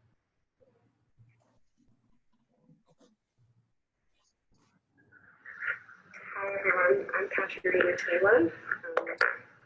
I am an academic and a visual artist from Fiji and Kiribati, and I live and I work in Canberra, Australia. I have a 3-screen video that's included in this wonderful exhibition. My 3-screen video is called Minelands for Terracia. It's in memory of my sister, who was also an academic and an activist and a poet, who passed away 3 years ago from cancer, and who was the first person in our family to do research on the impact of phosphate mining on one of our ancestral islands, Banaba, which is in Kiribati. So my video combines archival footage, ethnographic filming, research that I've been doing for over 20 years on the impact of this phosphate mining, how it devastated and destroyed the island, and how it led global agricultural, fertilizer and food chains across Australia, New Zealand, and the broader British Empire. So one of the points I'm trying to make in the film is the connection of really small islands like Banaba to the whole global agricultural system, and how Pacific Islanders have to sacrifice so much, their land, their culture, their identity, their home, because of these extractive industries. So Banabans have been displaced to Fiji now and still cherish their ancestral homeland, but had to give it up for the empire. So that's what this video is about, and I hope you enjoyed, and I'm sorry I couldn't be there today. It's wonderful to see all the brilliant artists that are being included in this exhibition, and I hope you're all well and looking after your health and well-being. So, kampasin rapa to the Parasite team, and sapo.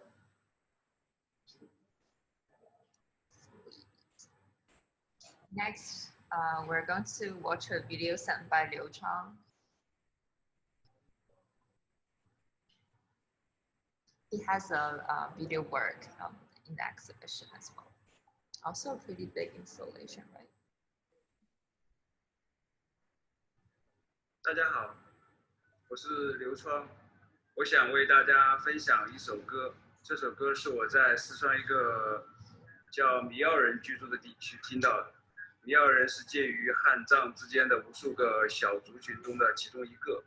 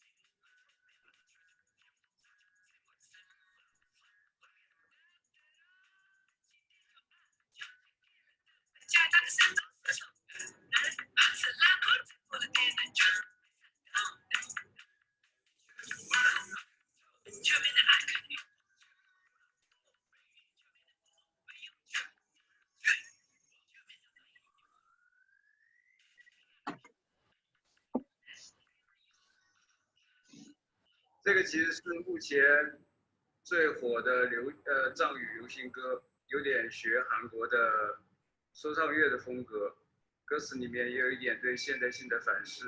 我觉得未来这个地区也许会成为重要的流行娱乐工业的一部分。谢谢大家。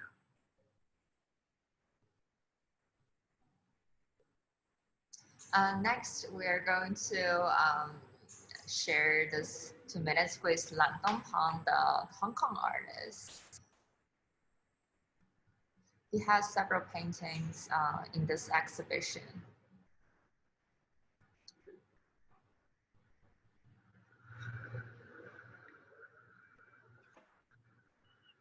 Hello, I'm Lan Dongpang, artist from Hong Kong. Sorry, I cannot be on the Zoom.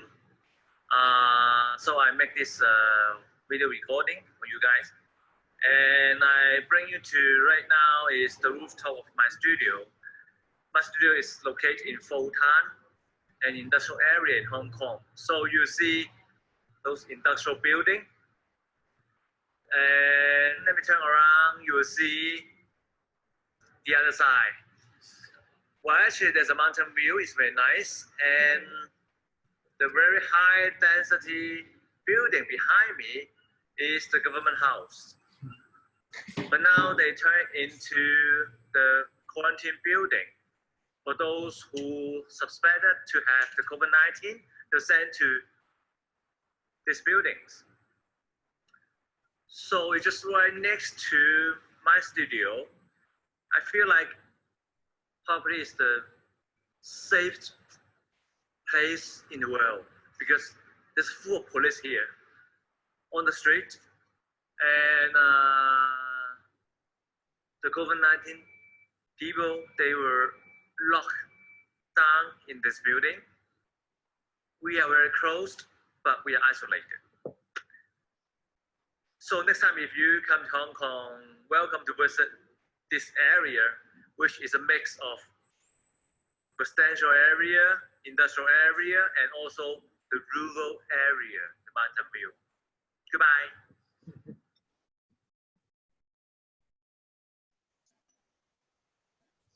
All right. So in the last section, we're going to welcome Nafas, Vivizala, Penley, Wangbo, Charles, Andrew, and also Chan Man. So actually just received a special request from Nafas. Are you here? Nafas? Yes, I'm here. Yes, would you like to introduce a little bit what you want to show? Okay, Nafus Ramirez Figueroa. I'm an artist based in Guatemala City. I used to be based between Berlin and Guatemala City, but now I'm just here, which is nice during lockdown because, I don't know, with this unsure future, I can grow, I can have a garden and such things all year round. But anyway, I made a new work for this project. I was interested in aeroids, which have become a big hobby around the world. This subtropical plants native to the Americas. And many of these plants are native to Guatemala. But because of the international demand for them, especially from the US, they're impossible to find now here because there's lots of theft from forests, and also even if it's not theft from forests, it's also manipulation of the market so that all the plants go to export and they don't stay here. In particular, with the most basic and maybe cheesy plant, which is the Monstera, Deliciosa, Variegated.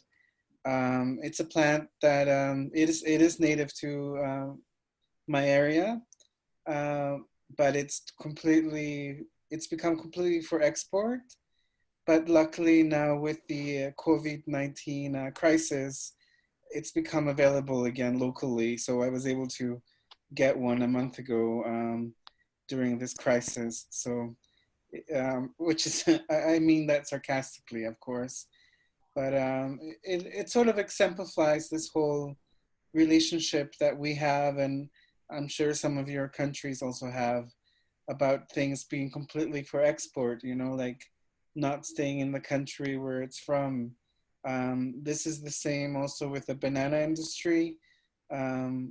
Most bananas are for export, or coffee, like really nice coffee, it's always for export. And also a lot of minerals and things that I use in my art. So I was just interested in that, in this thing. And you saw there, well, the sculptures, which I made little maquettes in my studio in Guatemala, and wonderful people, Parasite, were able to make them large and source the plants that we put in them. So it's the piece is called Chimera. So it's about this disease that some plants have that make them have white patches, like vitiligo in people, in human skin. But anyway, I think I already went over my minute or my 2 minutes. Thank you so much for pushing me, because I got really depressed in this lockdown. But anyway, thank you. Thank you.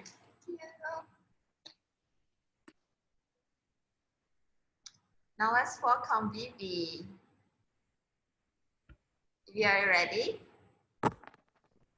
Hello. Hi. Hi, you can hear me? Yes. Okay. So, hi everyone. It's super weird, but nice to meet you guys like this. So, in this exhibition, I'll be showing 2 works. Hi, Cosmin. Actually, Auntie, would you mind go to my drawing over there, like you did just now? Oh. Because I felt like one of the work is in yeah, no. So the first work is called The Travel to Honolulu in Dream.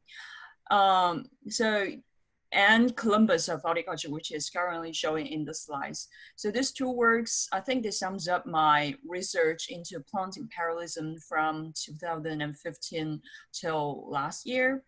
So this drawing you're about to see right now illustrate, yeah, that's it. All the 180 streets in Hong Kong that actually named after very specific names of plants and fauna.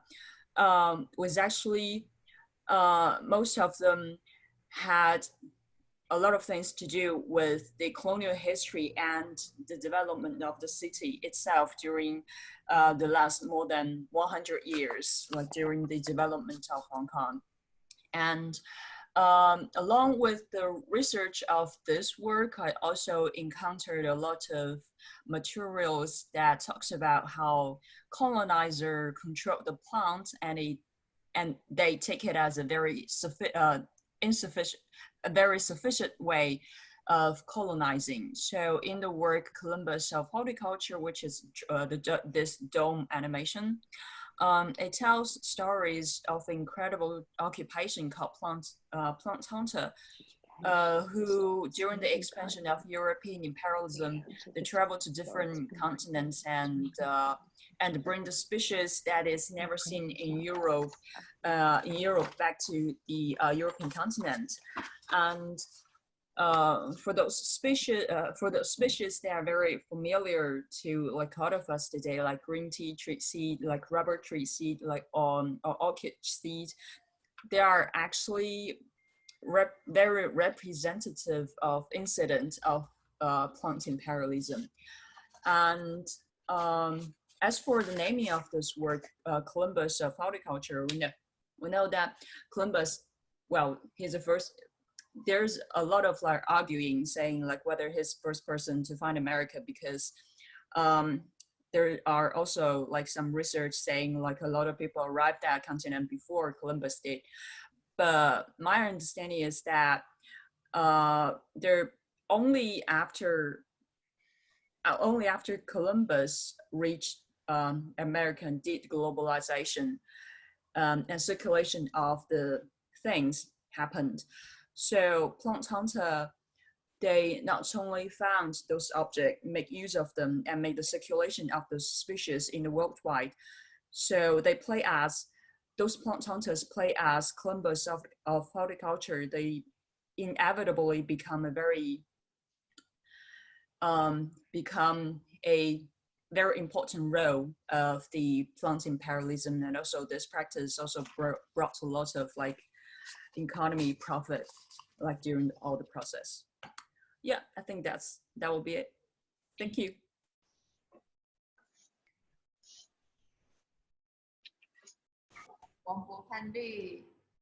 Okay, hi everyone. Pani just texted me because she has some internet troubles, and so she's offline. And you know, basically the Hong Kong countryside infrastructure is not really reliable. But anyways, thank you for having us here. I'll speak for her, but because she will be there tomorrow, right, at the press preview. So if you're in Hong Kong, you will see her. And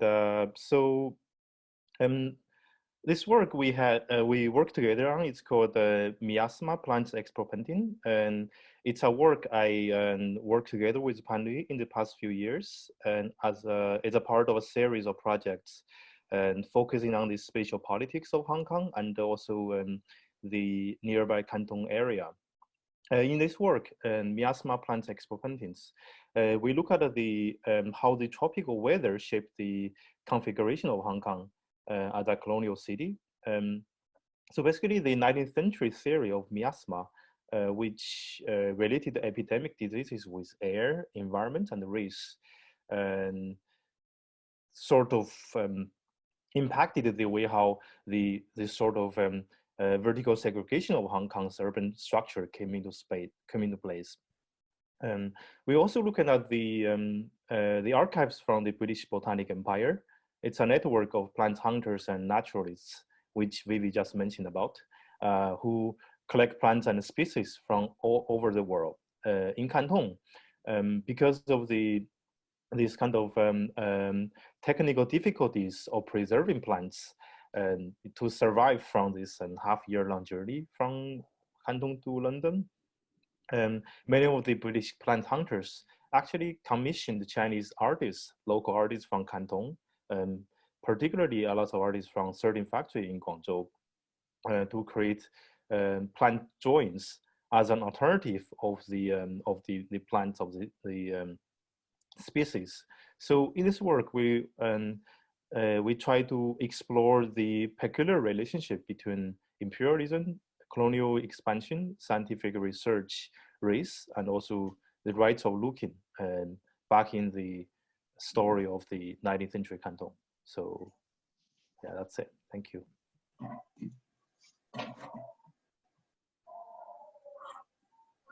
Charles? Are you here, Charles? Hello. It's still pretty early in LA. Hi, Charles. Are you online?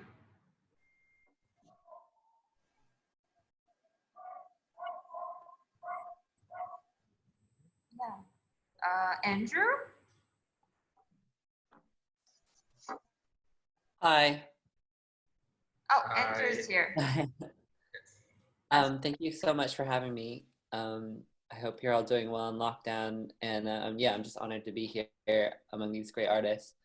I'm in Los Angeles right now in lockdown, and the piece I'm presenting is called Kiss of the Rabbit God. It's a short narrative film, about 15 minutes, and it's about a Chinese American restaurant worker who's visited, who falls in love with a Qing dynasty god that visits him at night and leads him on a journey of sexual awakening and self-discovery. This story was inspired by a couple things. It was inspired by a trip I took to Mexico City, actually. There I discovered the Aztec god Xochipilli, which is the Aztec god of flowers and patron saint of homosexuality. And it made me wonder, you know, I'm second generation American and increasingly becoming more distant from my heritage. And I wanted to find instances of queerness and homosexuality in Chinese mythology. And there I found Tuer Shen, which is the rabbit god, who is worshipped in a temple in Taipei, where I had the pleasure of eventually screening the film. This is originally a Fujianese god, and I wanted to take up the challenge of reinterpreting that mythology in order to tell, a queer diasporic story about, a Chinese young person in the States, like myself. The story was also inspired by my family's history in the Chinese restaurant business in LA. I feel like Cantonese restaurants, all over the States are kind of fading out, being that, most of the first wave of immigration, from, Toisan, happened pre-1970. And so I just wanted to tell a story that honored that heritage, and both that modern heritage and the ancient heritage as well. So I am interested in just telling, mixing mythology with, queer stories, and, in order to just create more visibility for people like myself. So I hope you enjoyed. Thank you very much. Thank you. Thank you, Andrew. Thank you. Eman, are you here? Hello. Hello, Eman. 我要怎么开镜头？我可以吗 ？Hello。听得到你，但是还看不到你。So, Pavel will present in Chinese first, and I'll do the translation later. 看到你了，Eman。Hello. My name is Eman. I come from Taiwan.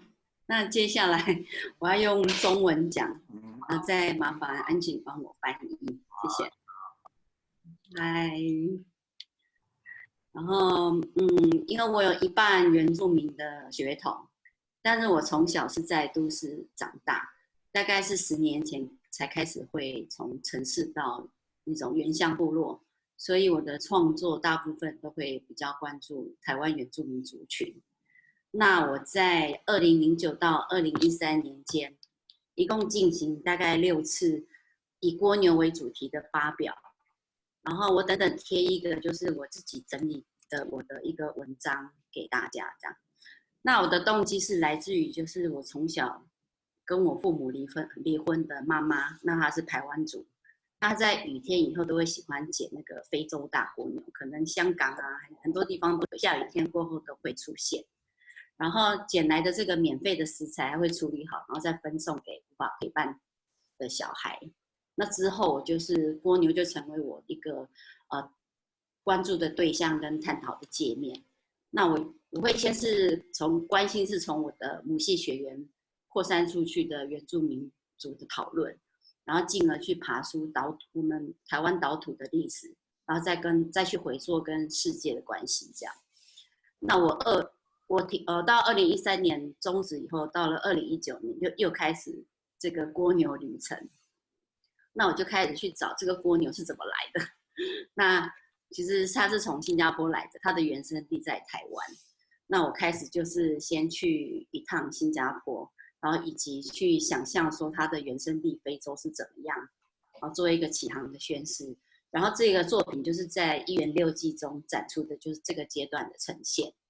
然后我是借用了母亲家乡巴扎湾部落男子传统裤片的样式，然后设计了跟蜗牛料理有关的植物，然后把它变成一个刺绣的图案，然后用这种形式来书写地方或世界的一段历史。这样，那这个1933年是从日本官员从新加坡引进来的非洲大蜗牛，它也侵入到很多的地方。然后我会好奇说每个地方会用什么植物来搭配使用呢？那我就开始去找这些植物，那我可能就一路不断的去研究，然后就会变成一个一直在累积的一个食谱这样。好，那我去年夏天是有到新加坡短期研究蜗牛料理，也用这个主题参与了这一届的新加坡双年展。那接下来今年的年底，我将要去它的原生地非洲做一个探访。那接下来这个蜗牛会把我带去哪里？那我也很期待。Thank you. Good night. 现在我要先关掉镜头吗？我要先关掉镜头吗？随便都可以，你也可以。再麻烦你。没问题。I'll translate for. Hello everyone, my name is Ismail. I come from Taiwan. I'm half native Taiwanese, but about 10 years ago, I started going back to the indigenous communities because most of the subjects in my works focus specifically on the indigenous community. From 2009 to 2013, I produced 6 works on the theme of snail. My inspiration came from my mother, who belongs to the Taiwan ethnic group and whose parents were divorced when she was a child. She always picked up the giant African snail after the rain, made them into edible ingredients, and distributed them to unaccompanied children.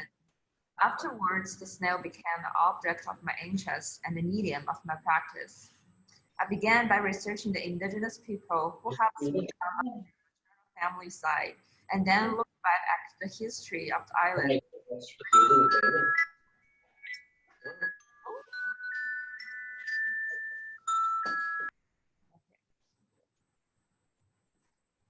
In 2019, I restarted the snail series, re-examining the route of the giant African snail from Taiwan to Singapore, then to East Africa, to explore its cultural trail. Starting from Singapore as a transit station, I made a sailing declaration by connecting with my imagination of their native land, Africa. What is exhibited at Parasite is the presentation of this process. The work borrows the pattern of men's traditional trousers from the Pakavali, meaning the big bird tribe in my mother's hometown, and designs embroidery totems of plants that are related to snail cooking. So in doing so, I wanted to write a history of this place, or in a broader sense, of the world. In 1933, Japanese officials introduced giant African snail to Taiwan for food cultivation. At the same time, the snail also entered or sometimes invaded many places. What kind of plants or vegetables can be used to match this food? For example, there's a local Taiwanese dish called fried snail meat with basil, which has become a popular side dish to drinks. Many native Taiwanese even include it in their traditional cuisine. Based on my experience, I will transform the design patterns of these plants into totem or embroidery, which will then become a food map developed through a research process. I went to Singapore last summer to study snail cuisine for a short time and participated in this year's Singapore Biennial with this project. At the end of the year, I will go to Africa to follow where the snail is taking me. I'm looking forward to it. Thank you, Enman. 谢谢 Enman. I think, shall we try if Charles is here? Oh, also, Enman just shared a link in the chat section. So everybody can find there's a chat button under like this control bar. Let's try. Charles, are you here online? I don't think so.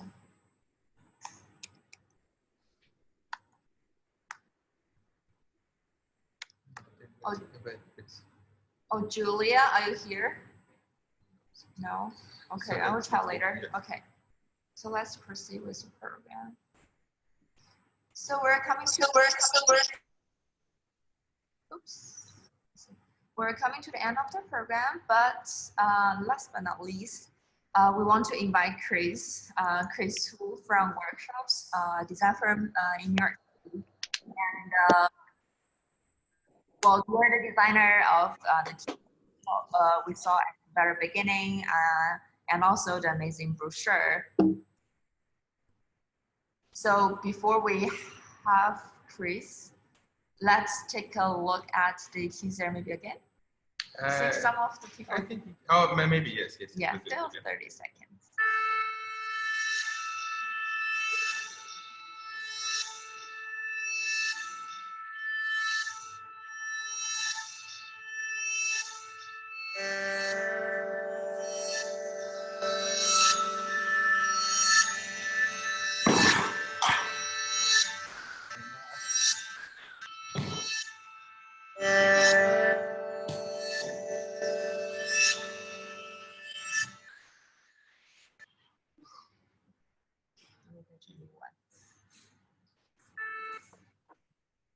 Also, here's a flip through of the brochure, the exhibition brochure designed by Workshops.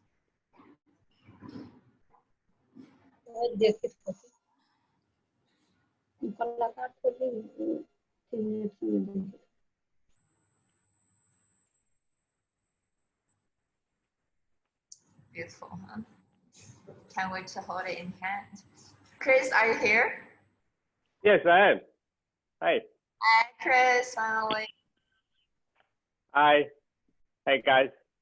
Nice to meet you all. I feel like I already know you guys for a long time because I look at all your works and read your names and bios and work descriptions. So it's great to see, to put the face to the name or name to the face. I never understand. So I am Kris Wu. I'm originally from Taiwan, but I am currently in New York City.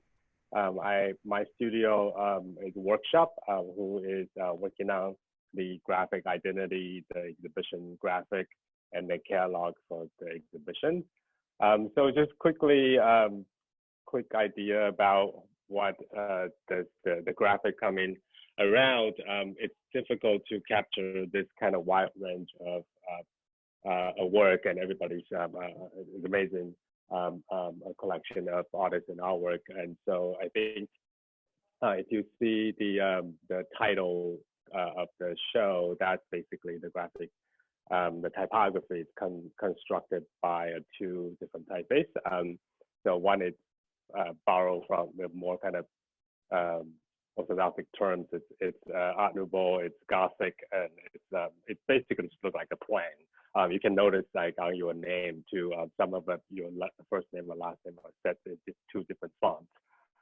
So pairing with that organic plant seaweed-like typeface, and then we use another sans serif, condensed sans serif that is more geometric, and then so it's kind of imply the modern the garden part that you have this man-made design structure that houses all this organic objects in there.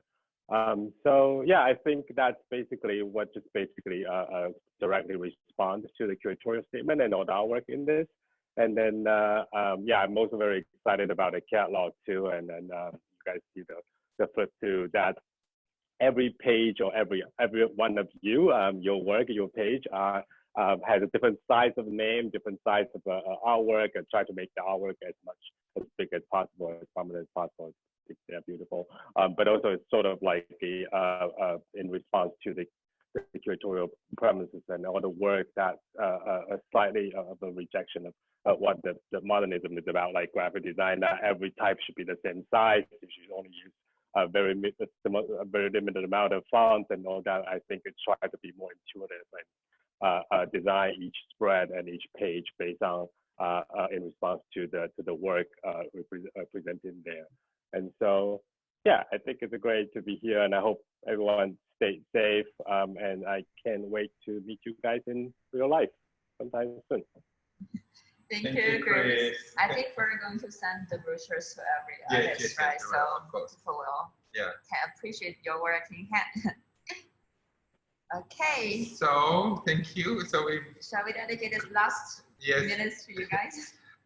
Thank you. So we went through, the very heterogeneous and very partial list of artists for the exhibition, but still, I'm very grateful that so many of you made the time to be with us over this long session. And we also wanted a little bit to bring in more of a discussion about how this will morph into the Kathmandu Triennale with my colleagues, the curators of the Triennale, Shilasha Rajbandari and Hitman Gurung, who are also here with us online. Sadly, they're not in person, as we were actually like planning for a long time. We also have like the rest of the curatorial team and the organizing team, Songita Thapa, the founder and chairwoman of the foundation and of the Siddhartha Foundation organizing the Triennale, and is with us, and Sharade, the director of the Triennale. So and the rest of the curatorial team. A big welcome to all of you. We're still very much planning to carry the Triennale, so we hope that the situation will allow to do that safely in December. We're certainly like looking at different options as well, but the current plan is to continue with the dates. We let all of you know that there was one change and one repositioning that we decided a month ago, and that was to symbolically replace the Triennale in a different system of counting the time. So leaving aside the ill-fated and God-forsaken 2020 of the Western calendar, of the Gregorian calendar, we decided to acknowledge the year 2077 in which Nepal had entered a month ago, as both an intellectual acknowledgement to a multiplicity of worldviews that also translates into a multiplicity of actual counting the time, and also as a way to dispel the bad omens that are still lingering around this year. But I would like to invite my colleagues actually to speak more. So Shilasha ji and Hitman ji. Hello.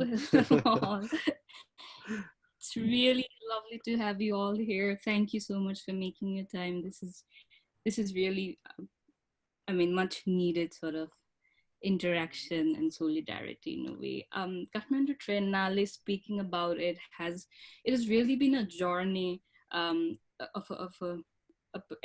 it's almost like this ongoing process where we had research trips where Gosmanji came to Nepal and we visited different parts of Nepal, where we spoke about where the landscapes and diversity of Nepal inspired so much of things in the curatorial concept, including the Garden of Six Seasons, where we went to dusty archives and took out or arranged bibliographies. We have some of the artworks which had never been talked about or exhibited for around more than 50 years, things like that. But also from a personal perspective, both of us coming from indigenous community, from two different indigenous community, it also comes from a very personal experiences of how our narratives, how our aesthetic, how our intellectuality have been intentionally, institutionally marginalized, not just from a Western colonial view, of course it's there, but also from a nationalistic, caste-wise, class-wise view, and which also sort of reflects upon how art is viewed, like what kind of art is considered sort of art, and what kind of arts are not even considered art or even craft. So yeah, Nepal have around like officially 126 different ethnicity and 123 around different indigenous languages, and which also comes having that challenges, but also in the current time where because of the virus situation and lockdown, where in one hand we are constantly reminded that there's so much more thing than political borders. But at the same time, because of the lockdown, we are confined within our designated borders. And also, of course, there's this idea of otherness, which is so toxic. I think we need more the curator concept in this time is connecting this dot which already existed, this connection, but was not acknowledged in a way. Anything you want to add? Yeah, I think Silasa has covered most of the aspects. So it's also like, well, we're working with Cosmin from long time. So it's our, you know, like how our mindset come together and how our thinking process institutionally, you know, like meet. So it's also trying to look Kathmandu Triennale through the different perspectives, like how we define the contemporary art in a different context, like Nepal or in different part of the world. So it's also kind of acknowledging and celebrating different alternative and indigenous knowledge, skills, or the artistic practice or the ideas, concept that been always marginalized by the mainstream narration. So it's also, you know, like kind of a large solidarity, like a global solidarity in a way. I think Silasa has covered most of the aspect. I think Cosmin and Silasa, they are very well speakers, so I just left to them. Like also, like especially in the recent time, because of the situation, it had been really difficult, like in a very technical term, also like sipping the work, for example, things like that. So I would also like to really acknowledge our curatorial team for their research and then management. Yeah. Anything, Cosminji?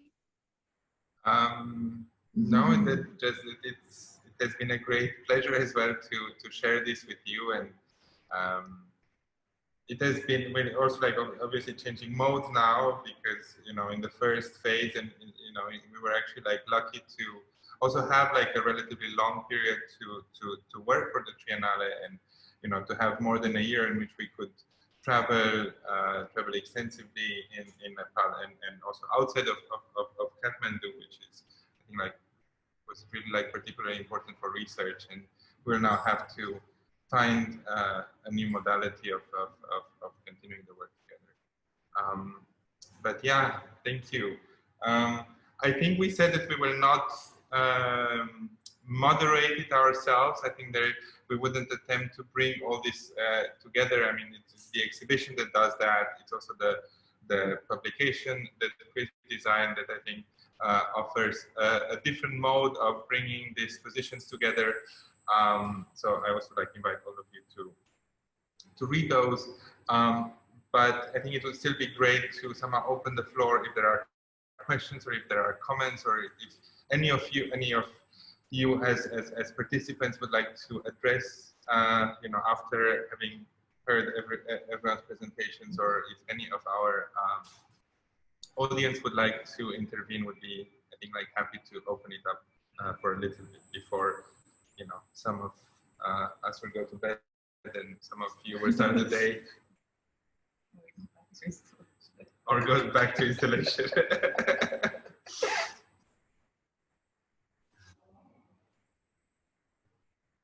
Yeah, feel free to unmute yourself and just speak out. Yeah. Or you can also like, you know, send us messages or leave messages if you would like in the comment chat area. Yeah. And we're also planning other, you know, more in-depth roundtables, other online programs. Yes. So I think, yeah, please stay tuned. We're going to produce fruitful programs as well for the exhibition. So if there's no comments or questions, just want to advertise again. Tomorrow we're opening in Hong Kong. First opening is at Parasite tomorrow at 7 p.m. And the Saturday we're opening at 5 p.m. at Soho House. So feel free to join us if you're in Hong Kong. wear a mask. Yeah. Yes. That's Wear true. a mask. Yeah. And yeah. Thank you all. Thank you everybody for joining us. This is. Bye bye. Thank you. Oh no, we have questions. No, we have questions. Oh, no. It's good night. Yeah, there's messages. Good night, everyone. Bye bye. Bye bye. Bye. Bye bye. Bye. Bye. Thanks.